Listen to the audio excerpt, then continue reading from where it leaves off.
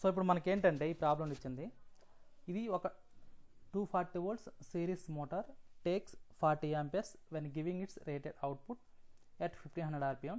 Its resistance is 0.3 ohms. Then find what resistance must be added to obtain rated torque అన్నాడు. So ఇక్కడ ఏంటంటే ఈ ప్రాబ్లంలో so ఇనిషియల్గా నాకు ఇచ్చిన వోల్టేజ్ ఎంత అంటే 240 volts, కరెంట్ ఎంత ఇచ్చాడు అంటే 40 amperes, అండ్ స్పీడ్ ఎంత అంటే 1500 rpm.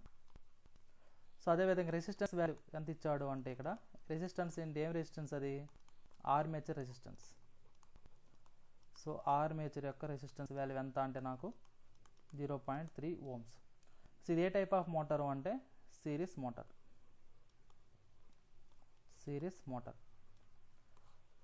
సో ఇప్పుడు నేను ఏంటంటే ఇచ్చే supply voltage V, so supply voltage DC supply voltage కాబట్టి ఇక్కడ మైనస్ ఇక్కడ ప్లస్ తీసుకుంటాం.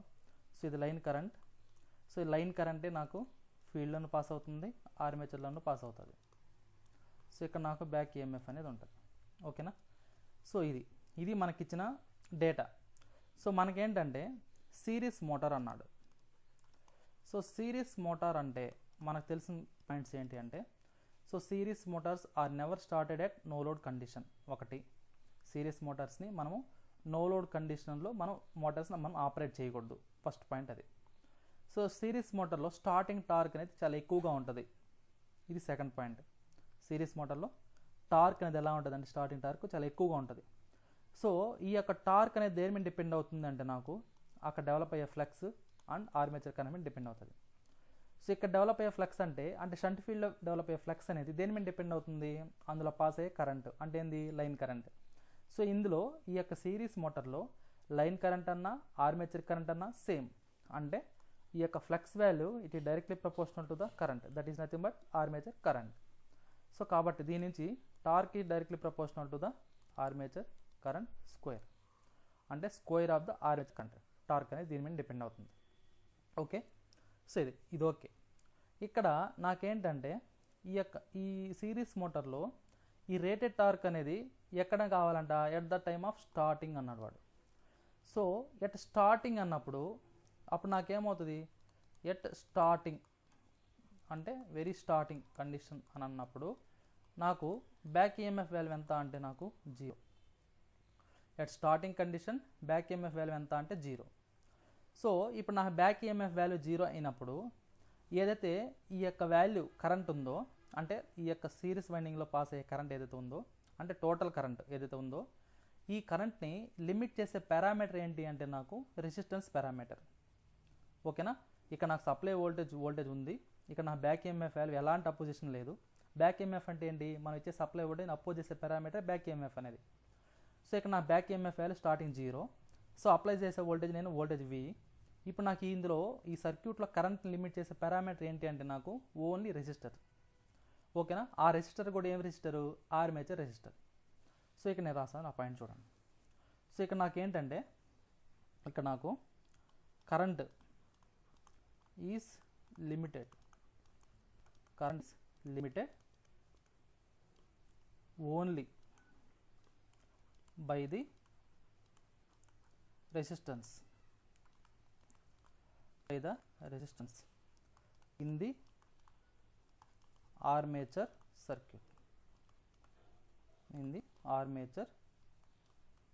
circuit, ఓకేనా. సో అంటే నాకు టోటల్ రెసిస్టెన్స్ ఏమవుతుందంటే ఇక్కడ నాకు total resistance, so total resistance equal to, so apply voltage ఏమో 240 volts. So resistance value current మనం లైన్లో పాస్ అయ్యే కరెంట్ 40. సో ఇప్పుడు నాకు టోటల్ రెసిస్టెన్స్ ఎంత వస్తుందంటే నాకు 6 ohms. ఇది నాకు total resistance. But already existing ఇక్కడ నాకు ఎగ్జిస్టింగ్ రెసిస్టెన్స్ ఎంత అంటే ఆర్మేచర్. సో ఎంత ఇచ్చినాడు ఆర్మేచర్ రెసిస్టెన్స్ వాల్యూ 0.3 ohms. ఇప్పుడు నాకు ఎక్స్ట్రాగా యాడ్ చేయాల్సిన అంటే ఎక్స్టర్నల్గా యాడింగ్ రెసిస్టెన్స్. ఎందుకు ఈ external adding resistance, to maintain the constant speed. అంటే 1500 rpm నేను మెయింటైన్ చేసుకోవడానికి నాకు ఎక్స్టర్నల్ రెసిస్టెన్స్ ఎంత కావాలంటే, అదేవిధంగా ఎక్స్టర్నల్ స్పీడ్ మెయింటైన్ చేసుకోవడానికి ప్లస్ టార్క్ మెయింటైన్ చేసుకోవడానికి. So external adding resistance, so external required resistance అంటే అర్థం. సో ఎక్స్టర్నల్గా నాకు కావాల్సిన resistance, so external required resistance ఎంత అంటే ఇక్కడ రిక్వైర్డ్ ఆర్ రెసిస్టెన్స్ వాల్యూ అన్నప్పుడు మనం ఏం చేస్తాం, ఇప్పుడు టోటల్ రెసిస్టెన్స్ ఏదైతే ఉందో అందు నుంచి ఈ ఆర్మేచర్ రెసిస్టెన్స్ మనం రిమూవ్ చేసుకుంటాం. సో ఆ వచ్చిన వాల్యూవే నాకేమవుద్దంటే ఇక్కడ ఆన్సర్ అవుతుంది అనమాట. ఓకేనా. సో అంటే నేను 5.7 ohms నేను అప్లై చేసుకుంటే అప్పుడు నాకేం మోటార్ అనేది స్టార్టింగ్ కండిషన్లో రేటెడ్ టార్క్ అనేది డెవలప్ అవడానికి యూజ్ అవుతుంది అన్నమాట. సో ఓకే, ఇదే కాన్సెప్ట్ని మనం అప్లై చేస్తాం బ్రేకింగ్లో. సో లాస్ట్ క్లాస్లో మనము బ్రేకింగ్ అని చూసుకున్నాం కదా. సో ఆ బ్రేకింగ్ దాంట్లో మనం చూసింది ఏంటి అంటే సో ఇదే అన్నమాట. సో అర్థమైందమ్మా అందరికీ?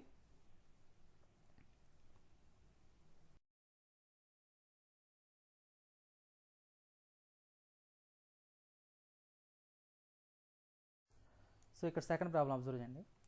DC shunt motor supplied at 250 volts runs at 1050 RPM. Calculate resistance required in the armature circuit to reduce speed to 500 RPM. Take armature current as 30 amperes and neglect armature resistance అన్నాడు. So ఇక్కడ నేను ఏం కనుక్కోవాలా అంటే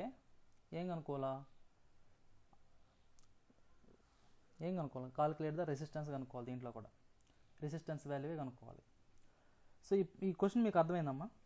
so ఇది ఒక type of అంటే DC shunt motor అన్నమాట. So ఇచ్చిన సప్లై వోల్టేజ్ ఎంత అంటే 250 volts. సో ఇనిషియల్గా ఎంత స్పీడ్తో రన్ అవుతుందంటే 1050 RPMతో రన్ అవుతుంది. సో అయితే మనం ఏం కనుక్కోవాలి, ఎక్స్టర్నల్గా రెసిస్టెన్స్ ఎంత యాడ్ చేస్తే దానికి స్పీడ్ అనేది 500 RPM అవుతుంది. సో అదేవిధంగా ఆర్మేచర్లో పాస్ అయ్యే కరెంట్ ఎంత ఉందంటే నాకు 30 amperes ఉంది. సో అది నాకు ఇచ్చిన డేటా. సో కాబట్టి మనం ఇచ్చిన డేటాను రాసుకున్నాం ఫస్ట్. సో నాకు ఏమేమి డేటా ఇచ్చాడో దాన్ని ఫస్ట్ మెన్షన్ చేసుకోండి. ఓకే. సో ఇక్కడ చూడండి. సో దీనికి సొల్యూషన్. సో ఇదేం టైప్ ఆఫ్ మోటార్ అంటే షంట్ మోటార్. సో ఇచ్చిన సప్లై వోల్టేజ్ ఎంత అంటే నాకు 250 volts. సో స్పీడ్ ఎంత ఉంది నాకు స్టార్టింగ్ అంటే 1050 RPM ఉంది. సో ఇనిషియల్గా స్పీడ్ ఎంత ఉందంటే నాకు 1050 ఉంది. సో ఇక్కడ నాకు రెసిస్టెన్స్ వాల్యూ కనుక్కోమన్నాడు. అయితే ఇక్కడ ఎంతకు రెడ్యూస్ అయిందంట స్పీడ్ అనేది 500 RPM అయిందంట. సో 500 RPM అయింది. అయితే ఇంకోటి ఆర్మేచర్ కరెంట్ ఎంత ఇచ్చినాడు అంటే 30 amperes ఇచ్చినాడు. ఓకేనా, 30 amperes ఇచ్చినాడు. ఇక్కడ ఏంటంటే ఆర్మేచర్ రెసిస్టెన్స్ నెగ్లెక్ట్ చేసుకోమని చెప్పాడు. ఆర్మేచర్ రెసిస్టెన్స్ నెగ్లెక్ట్ చేసుకోమన్నప్పుడు ఆర్మేచర్ రెసిస్టెన్స్ వాల్యూ ఎంత అవుతుంది, నాకు 0 అవుతుంది. సో ఇక్కడ నాకేంటంటే ఈ కండిషన్ ఏదైతే ఈ మోటార్ ఉందో ఇందులో, సో జనరల్గా షంట్ మోటార్కి మనం ఈక్వేషన్ ఏం రాస్తాం, applied voltage must be equal to the back EMF plus armature current into armature resistance. So ఇక్కడ నాకు ఆర్మేచర్ రెసిస్టెన్స్ వాల్యూ 0 అన్నప్పుడు ఈ టోటల్ డ్రాప్ ఏమవుతుంది, నాకు 0 అవుతుంది. అప్పుడు నాకు ఏమవుతుంది, సప్లై వోల్టేజ్ అనేది directly proportional to the back EMF అవుతుంది. సో ఇప్పుడు నాకు ఈ యొక్క బ్యాక్ EMF అనేది జనరల్గా దేని మీద డిపెండ్ అవుతుంది అంటే నాకు, సో బ్యాక్ EMF ఈ directly proportional to the speed only.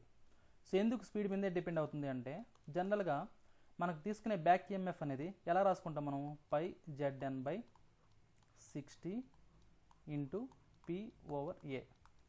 ఇక్కడ పై అంటేనేమో ఫ్లక్స్, జెడ్ అంటేనేమో నెంబర్ ఆఫ్ కండక్టర్స్, ఎన్ అంటేనేమో స్పీడ్, పి అంటే నెంబర్ ఆఫ్ పోల్స్, ఏ అంటే నెంబర్ ఆఫ్ పాత్స్, మనం తీసుకునే number of conductor paths. So ఇక్కడ నాకేంటంటే ఒక మిషన్ మనం డిజైన్ చేసినప్పుడు అక్కడ ఇంటర్నల్గా డెవలప్ అయ్యే ఫ్లక్స్ కాన్స్టెంట్గా ఉంటుంది, మనం తీసుకునే కండక్టర్స్ కాన్స్టెంట్గా ఉంటాయి, మనం తీసుకునే నెంబర్ ఆఫ్ పోల్స్ కాన్స్టెంట్గా ఉంటాయి, నెంబర్ ఆఫ్ ఆర్మేచర్ పాత్స్ కాన్స్టెంట్గా ఉంటాయి. So number of armature paths కాన్స్టెంట్గా ఉంటాయి. సో నాకు ఓన్లీ వేరియబుల్ పారామీటర్ ఏంటంటే ఇక్కడ నాకు స్పీడ్. సో స్పీడ్ నాకు వేరీ అయిందంటే ఆటోమేటిక్గా నాకు ఏమవుతుందంటే ఇక్కడ బ్యాక్ EMF అనేది వేరీ అవుతుంది. సో కాబట్టి EB ఈ directly proportional to the speed. So EB ఈ directly proportional to the speed. So కాబట్టి నేను ఏ రాసుకోవచ్చు అంటే EB1/EB2 equal to N1/N2. So ఈ ఫార్ములా యూస్ చేసుకుంటాం డైరెక్ట్గా. సో లాస్ట్ క్లాస్ ఒకరు అడిగారు, సో ఈ ఫార్ములా ఎందుకు యూస్ చేసుకోకూడదని. ఈ ఫార్ములా ఎప్పుడు యూస్ చేసుకుంటాము అంటే మనము ఆర్మేచర్లో ఉన్న రెసిస్టెన్స్ వాల్యూ 0 అన్నప్పుడు మాత్రమే డైరెక్ట్గా ఈ ఫార్ములా మనం యూస్ చేసుకోవాలి. సో అదర్వైజ్ ఈ ఫార్ములా మనం యూస్ చేయకూడదు. అది మైండ్లో పెట్టుకోండి అందరూ. ఓకేనా. So EB1 by EB2 equal to N1 by N2. So ఇప్పుడు నాకేంటంటే ఇక్కడ EB1 అంటే ఏమవుతుంది, ఇక్కడ నేను చెప్పాను already supply voltage must be equal to back EMF అని. సో అప్పుడు నాకు EB1 వాల్యూ ఎంత వస్తుందంటే ఇక్కడ నాకు సో 250. సో ఇక్కడ చూడండి, సో దీని నుంచి N1 వాల్యూ ఎంత అంటే 1050,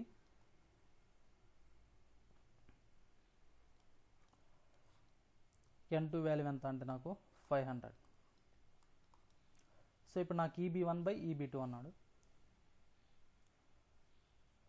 సో ఇక్కడ EB1 వాల్యూ 250, EB2 వాల్యూ తెలియదు. ఓకేనా. సో ఇప్పుడు దీని నుంచి నాకు ఏమొస్తుంది, so EB2 value equal to, so దీన్ని EB2 వాల్యూ చేస్తే నాకు ఇదేమవుతుందంటే 250 ఇంటూ 500 ఓవర్ 1050 వస్తుంది. సో దీని వాల్యూ సాల్వ్ చేస్తే క్యాలిక్యులేటర్లో ఎంత వస్తుందంటే నాకు అరౌండ్ 119.04. సో నాకు వచ్చిన EB2 వాల్యూ ఎంత అంటే నాకు 119. సో అప్రాక్సిమేట్ 120 అనుకోండి.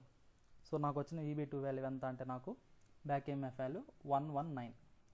సో ఇప్పుడు నాకు బ్యాక్ ఈఎంఎఫ్ వాల్యూ వచ్చేసింది. అయితే ఇక్కడ ఇంకో పాయింట్ ఏమి ఇచ్చాడంటే వాడు, సో క్యాలిక్యులేట్ ద రెసిస్టెన్స్ అన్నాడు. రెసిస్టెన్స్ వాల్యూ కనుక్కోవాలి. ఎక్కడ రెసిస్టెన్స్ వాల్యూ కనుక్కోవాలా, ఈ యొక్క బ్యాక్ ఈఎంఎఫ్ ఏదైతే ఉందో ఈ బ్యాక్ ఈఎంఎఫ్ దగ్గర మనం ఏం కనుక్కోవాలంటే రెసిస్టెన్స్ వాల్యూ కనుక్కోవాలి. ఓకేనా. ఇనిషియల్గా నాకు సప్లై వోల్టేజే బ్యాక్ ఈఎంఎఫ్ అయింది. ఎందుకు, ఆర్మేచర్ రెసిస్టెన్స్ అనేది మనం నెగ్లెక్ట్ చేసినందువల్ల. సో ఇప్పుడు నాకేమైందంటే స్పీడ్ అనేది రెడ్యూస్ చేసినాడు. ఇనిషియల్గా 1050 RPM అనేది 500 అయింది. సో దీని బేసెస్కు నాకేమైందంటే బ్యాక్ ఈఎంఎఫ్ అనేది చేంజ్ అయింది. సో ఈ బ్యాక్ ఈఎంఎఫ్ బేసెస్కు మనం ఏం చేస్తామంటే ఇప్పుడు ఆర్మేచర్ రెసిస్టెన్స్ అనేది కనుక్కుంటాం.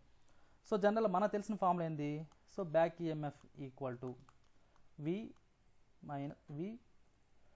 Minus I into armature resistance plus R external resistance.